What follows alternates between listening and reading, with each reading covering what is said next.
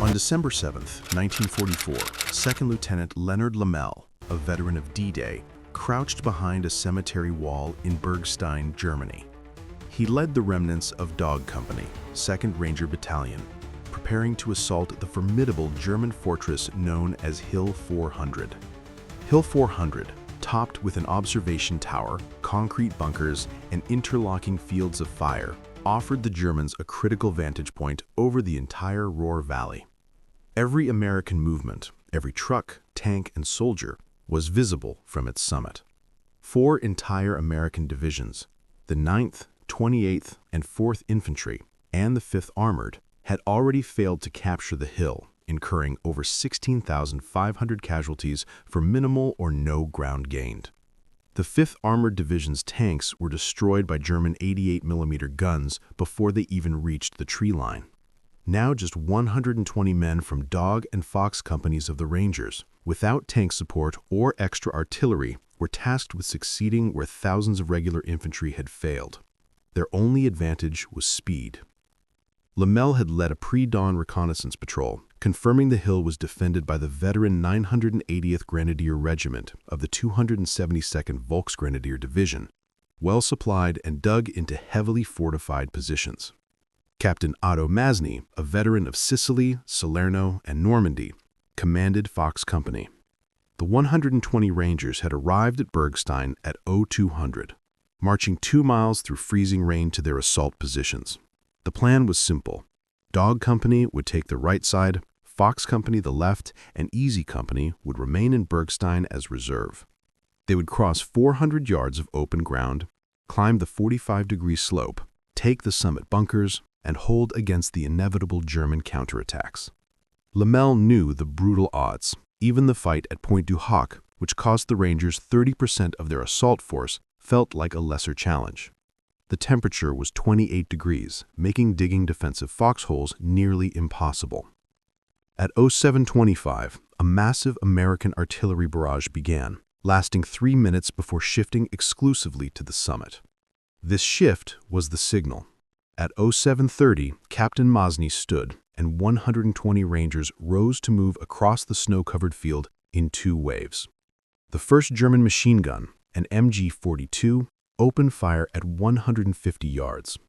The crossing, intended to take 2 minutes, stretched into 4, every second allowing the Germans to recover from the barrage. At 200 yards, German 81mm mortars began falling. Forward movement was the only survival strategy, as Lieutenant Ken McClure, hit in the leg at 75 yards, stayed down only to direct his men past him.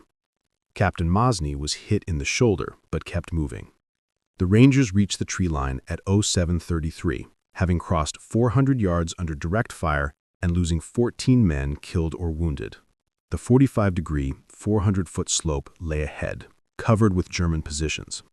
The advance had to be a brutal, simple technique. Grenades first, bayonets second. Private William Anderson was the first to reach a German bunker, disabling the machine gun inside with 2 fragmentation grenades thrown through the firing aperture.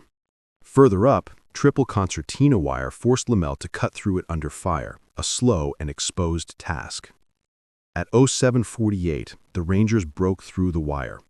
They heard the grinding gears of diesel engines, signaling German armor was moving onto the hill. At 0835, 1 hour and 5 minutes after the assault began, they reached the summit. They had climbed through machine gun fire, mortar barrages, and the concertina wire. The Germans were not gone. Private Anderson, the first to reach the main summit bunker, was killed by his own ricocheting grenade.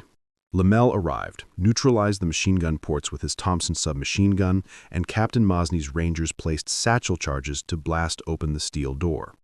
The Rangers rushed in, killing or capturing the 12 German defenders. By 0840, the Rangers held the summit. They had captured 28 prisoners, killed about 40 Germans, and sustained 16 killed and 23 wounded of their own. Only 81 Rangers remained to hold the 1,300-foot hilltop. Lamel knew counterattack was inevitable. Lieutenant Howard Kettlehut, a forward observer, established his radio post in the observation tower, calling in defensive artillery coordinates. The Rangers, unable to dig foxholes in the frozen ground, were forced to use existing German positions. Ammunition was gathered from German positions, including 3 MG-42 machine guns and 15,000 rounds. At 9:15, a continuous German artillery barrage began, lasting 10 minutes and killing or wounding 8 more Rangers. At 9:30, the shelling stopped, revealing 150 German infantry from the 654th Grenadier Regiment forming up for the first counterattack. Kettlehut called in American artillery, walking the barrage down the slope ahead of the Germans. At 100 yards, the Rangers opened fire, their combined firepower tearing through the German waves. Sergeant Ed Secor's Browning automatic rifle accounted for 7 Germans in the first 2 minutes. 7 minutes after it began, the German assault broke, leaving 4 more Rangers dead and 7 wounded. Only 70 combat-effective Rangers remained. Ammunition was already becoming critical. At 10:30, a heavier German barrage began, lasting 20 minutes. When it ceased at 10:50, Lamel saw movement again. 200 German troops and 3 self-propelled assault guns, likely Stugs, advancing up the slope. The assault guns, with their 75mm guns and thick frontal armor, posed a massive threat the Rangers had no effective counter for, possessing only 2 bazookas. Sergeant James White's bazooka round glanced off the lead Stug's frontal armor, and the return fire knocked him unconscious. However, the second bazooka team hit the trailing Stug's side armor, penetrating and destroying it. The burning gun blocked the trail, forcing the other 2 to retreat. The German infantry, now without armor, closed to 100 yards at 11:15. Despite the Rangers' devastating volume of fire, the Germans kept coming. At 11:22, the German fourth wave fixed bayonets for the final assault. The assault hit the Ranger line at 11:23, quickly devolving into hand-to-hand combat. Sergeant Secor's Browning automatic rifle was destroyed by a German round. He grabbed 2 German MP-40 submachine guns from dead soldiers and charged the advancing Germans, firing from the hip. Inspired, the Rangers followed Secor. The German fourth wave broke and retreated, leaving 30 dead. The second counterattack was over by 11:30. The Germans had lost 140 dead or wounded, the Rangers another 12 dead and 15 wounded. Only 43 combat-effective Rangers remained, with ammunition critically low. Major George Williams, the battalion executive officer, had arrived and requested reinforcements, but they were hours away. The Rangers had to hold for another 5 hours. At 12:15, the heaviest artillery barrage yet began, lasting 30 minutes. Captain Walter Block, the battalion surgeon, was killed instantly when his aid station bunker took a direct hit. At 1300, the ominous silence was broken by a radio message. German reinforcements were moving toward Hill 400. A full battalion of the elite 6th Parachute Regiment, the Fallschirmjägers, 600 men strong, was expected by mid-afternoon. Field Marshal Walter Mogel had personally authorized their deployment. The math was brutal. 600 fresh, elite paratroopers against 43 depleted Rangers. The third German counterattack began at 1500 hours. The 600 Fallschirmjägers advanced with discipline and superior tactics, coordinated with artillery and heavy supporting fire. Despite a massive American artillery response, the paratroopers expertly moved through the barrages. German counterbattery fire systematically eliminated American artillery support. The overwhelming volume of German fire led to rapid Ranger casualties.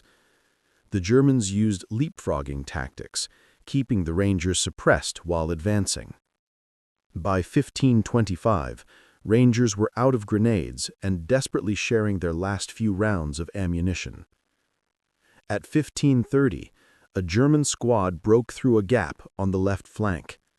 Lamel personally led 5 Rangers to intercept, emptying his Thompson to repel the small breakthrough. Major Williams received confirmation that the 8th Infantry Division reinforcements were delayed until evening. The decision was made. The Rangers would hold or die on Hill 400. At 15:45, the German 5th and 6th waves charged, 500 Fallschirmjägers with fixed bayonets. Lomel's men fired their last ammunition before fixing their own bayonets. Lieutenant Kettlehut called for danger-close artillery fire, landing shells within 50 yards of the Rangers. The barrage broke the German assault, creating a stalemate for 2 hours. As darkness fell at 17:30, the sound of a renewed, concentrated American artillery barrage on the southern slope was heard.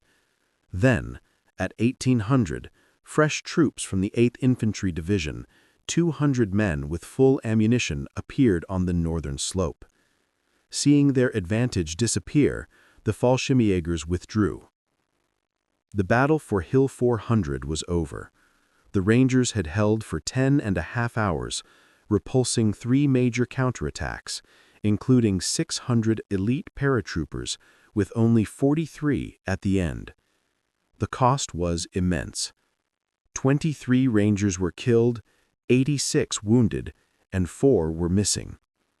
Of the 120 who had assaulted the hill, only 11 remained combat effective by nightfall. The German casualties were catastrophic, with 412 dead on the slopes.